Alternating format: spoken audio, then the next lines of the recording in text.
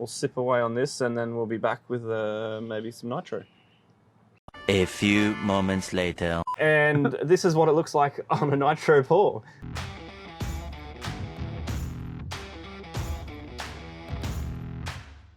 Hi guys, and welcome to another episode of Beer with the Brewer. Matty, how are we today, my friend? Very well, thank you, Flex. Excellent, excellent. It's been a busy couple of weeks for us. It has been. Gabs and a couple of tap takeovers and beer launches and everything like that. It's all been happening. Yes, 100%. Just got my voice back after roaming Matty. Roaming Matty.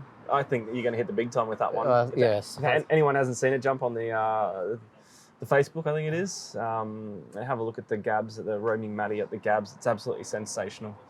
So, a bit of fun. Yeah, well, today we are road testing our latest creation, which is the Dark Nights Espresso Martini Oatmeal Stout. Yep. Yeah? So, this bad boy, we did originally, what, in year one? Yeah, it was our very first Gabs beer. Very first so Gabs beer. So we've been open less than 6 months. So 2018 Gabs, I think it was, wasn't it? It was indeed. We did that at a collaboration with our fantastic coffee roasters next door, Bellissimo Coffees. So we have gotten back on top of this one and released it again, and exactly the same. Did the collaboration with the Bellissimo Coffee crew. They provided us all the delicious coffee for this one, and I think it's turned out absolutely delicious, Matty. We've got a few renditions of it, you could say. One in the cans, just carbonated on CO2, and then we have kegs on tap at various places, and also at the tap room on some nitro, which gives that super silky foam on the top and mouthfeel as well. So, but an absolute delicious beer. Should we crack it, Matty? I think we should, yes.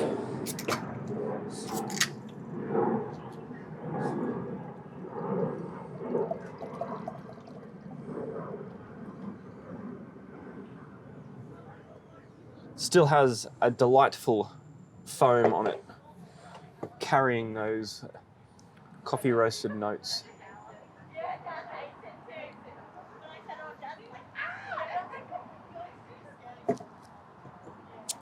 Oh yeah, that is delicious. Matty, do you want to tell me a little about the intricacies of this beer? Certainly.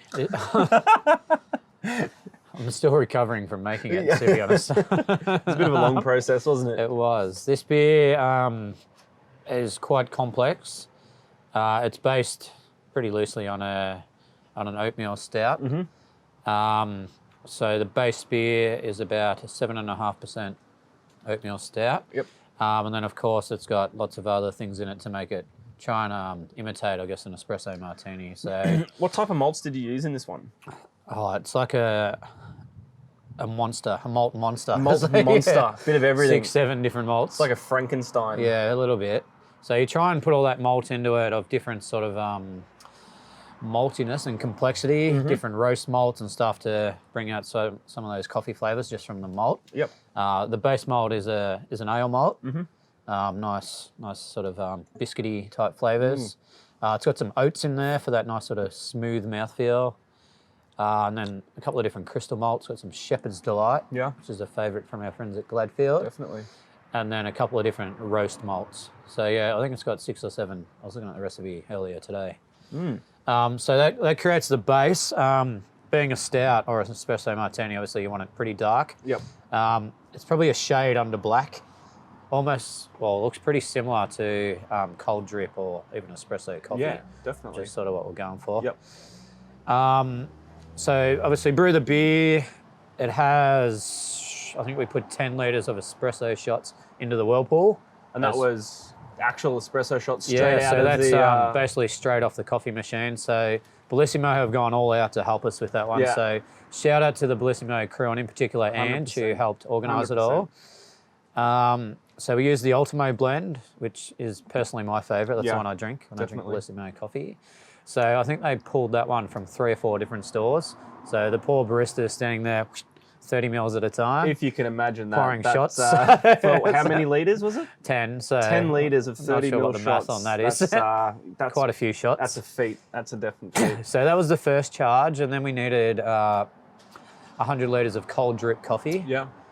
So that takes 48 hours to make, and I think they can only make 9 litres at a time. So they've had to do that 6 different times or whatever to make the volume. Yep. Actually, my maths are wrong there again, but whatever it was. So it's taken another little while. It's a lot. Yeah. When I'm sort of back and forward in communication with Ange, giving her the volumes, I'm thinking, oh shit, there's going to be a lot of work for someone. I think she said yes before she actually knew the figures, right? Yeah, because I've had to do that stuff for you mucking around. Yeah. When we first made it, it was here, obviously, and we made 1,500 litres, whereas this is a full batch over at Riverside, so closer to 4,000. So we're looking at 3 times the amount. So scaling it was fun. Fun for the coffee guys. Yeah, I bet. So fermented it out. We put vanilla also into the fermenter. What else is in there? Unfortunately, it's not for our vegan friends. There's a bit of lactose in the brew. Again, that sort of brings out the milkiness that's associated with an espresso martini. Got to the end of fermentation. It's not really until it's finished fermenting really what you know what it's going to taste like. It's a little bit like making the sours. Yeah. So we have this sort of base beer, adding different fruits. In this case, obviously the coffee, vanilla, and whatever else. Yep. Tasted it, got it down to the bright beer. I'm like, it's good, but it just needs a little bit more coffee. So at this point, it's nearly ready to package. And I reached out to Ange again and said, just one more little favour.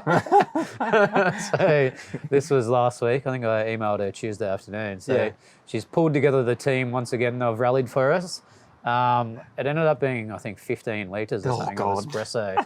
So 4 different Bellissimo stores here in Bulimba, over in Cooperoo, one in the Valley. Yeah. The baristas again working, just pulling shots for us. Mate, they'll put a sign up on the front. Yeah, I'll be banned from getting a coffee at Bellissimo if they know who I am. But that was the final touch. So it's added that nice, beautiful espresso coffee flavour. Definitely has lifted it. To the beer. I remember tasting it just straight out of the ferment, out of the bright tank before packaging, and it didn't have that little kind of. It just needed a little kick, bit more. Right? So and then putting that last final bit of espresso in, you get all that.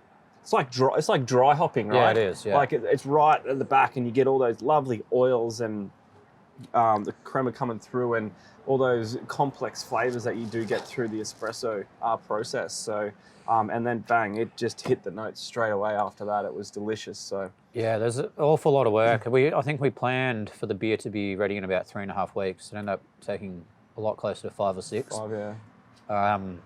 They're big beers. There's a lot of, as you said, intricacies, complexities. And really, whilst you have a fair idea of what's going to happen, you're making it up a bit as you go. Yeah, as do all the limiteds. Yeah, because it's not like, we don't really pilot brew anything. No. Yeah, maybe we should one day. It might make my life easier. You nail it pretty much every time. But yeah, and then we get to the final product, and hopefully you're happy with it. But I think it's come out all right.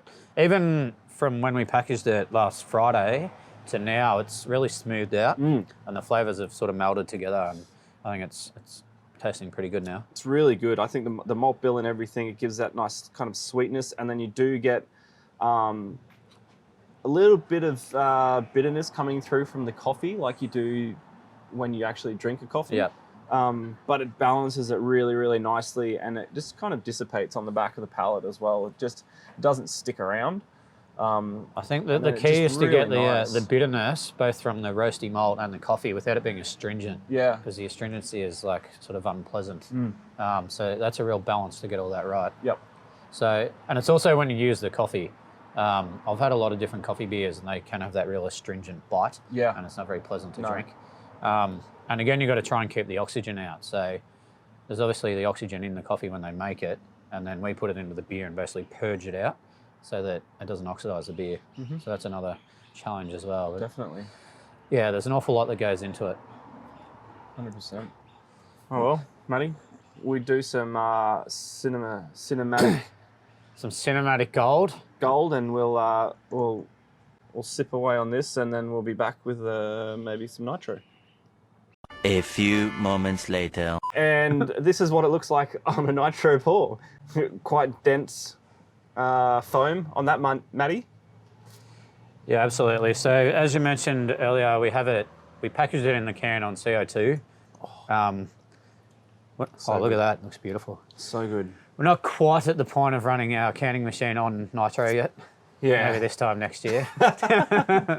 But we did do some kegs that were able to be poured on nitro. Yeah.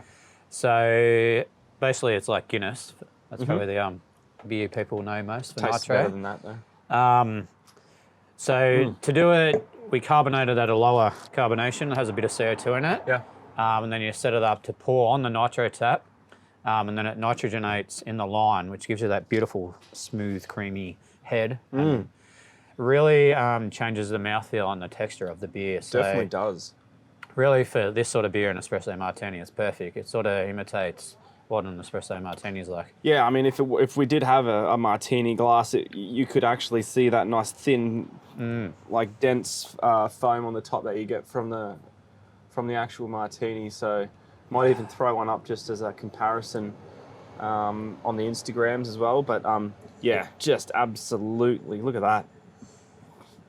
Beautiful. Absolutely magical. Dances across the taste buds. So to get it on nitro, you can come and try it here at the venue. There's a host of other local venues that will have it on tap. Yep. We launched it at Archive on Friday. They were pouring it on nitro. A little nitro there. And a few of our other friends. So Zero Fox, Tipless Tap. Yep. A few others about that have nitro taps. Yeah. So definitely if you get a chance to try it on nitro, it's sort of a whole different experience to drinking it on the CO2. Yeah, definitely. And it would be great if you're out at these places and they do an espresso martini. Grab one of them and then grab one of these and take a photo, put it up on the Instagram, tag us and tell us what your thoughts are in relation to the comparison because, mate, that's absolutely bang on for me. That's delicious. Look at that in the sunlight. It's just amazing. Beautiful late afternoon sun. Delightful in the in the brisk Queensland winters. Anyway, guys, that's probably it for us today. We'll be returning shortly with some more delicious beers coming out. So get out there and get some of this from the local stores and get down to your bars and support those guys as well and get it on nitro. It's an absolute game changer. So, Matty, again, thank you, mate. Absolute sensational beer. Cheers, mate. And cheers to everyone out there. Cheers, Stay everyone. safe.